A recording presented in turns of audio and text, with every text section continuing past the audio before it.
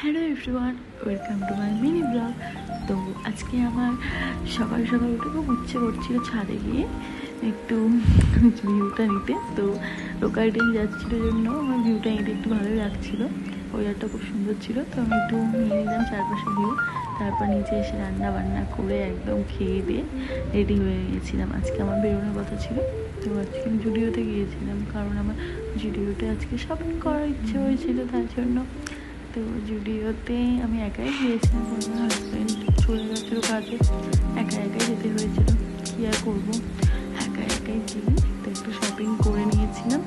Shopping করে নিয়ে hair wash করিয়েছি, তারপর ফ্রাইড রাইস খেয়েছি, মিষ্টিতে নিয়েছি, কারণ আমি যেটা কোনো মিষ্টি নিতে গিয়েছিলাম ওখানে ভীষণই ভালো মিষ্টি পাওয়া যায়।